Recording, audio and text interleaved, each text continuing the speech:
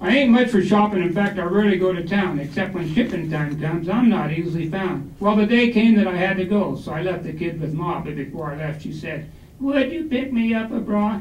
I said, "Sure, how could that job be?" I bent down and kissed her and said, "I'll be back by 3. Well, when I'd done the things I needed, I began to regret that I'd ever offered to buy that thing. I was working up a sweat. I walked across the street with the hat pulled over my eyes. I wasn't taking any chances of being recognized. I walked right into that women's store. I didn't hem or haw. I went right to the sales lady and said, "I'm here to buy a bra."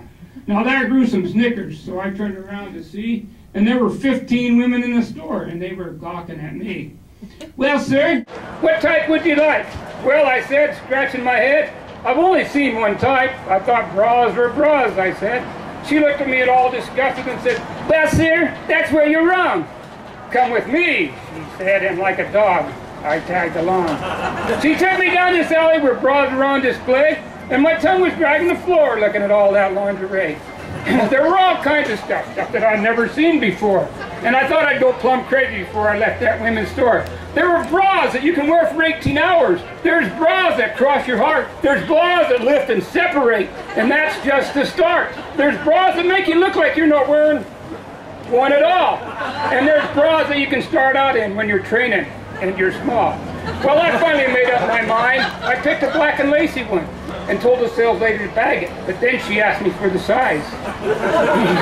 Now, I didn't hesitate, for I knew that size by heart. 6 7/8. 6 7/8, sir? Well, that can't be right. I said, "Oh, yes, ma'am, it is," for I measured them last night. It took her put her into shock. It took her by surprise when I told her that my wife's bust was the same as my hat size. Well, you see, that's how I measured them, and I thought that was fair. But if I'm wrong, I'm sorry, ma'am. And that drew another stare. Well, she finally figured out the size. I gave the lady her pay, and as I left the store, I tipped my hat and said, "Good day."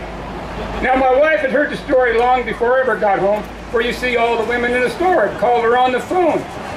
And she was still cracking up, but by then I didn't care, because you see, she doesn't ask, and I don't stop for no more women's underwear.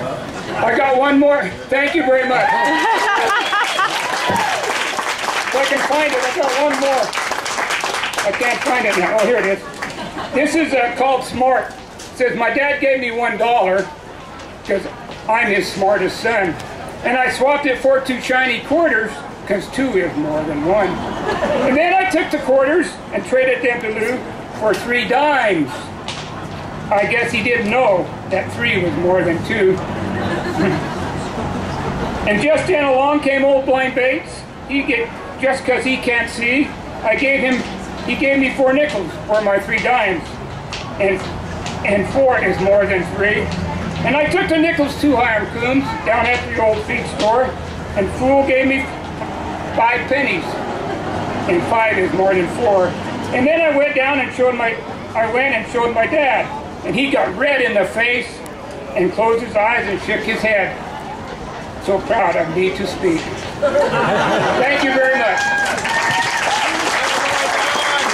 Korth, everyone.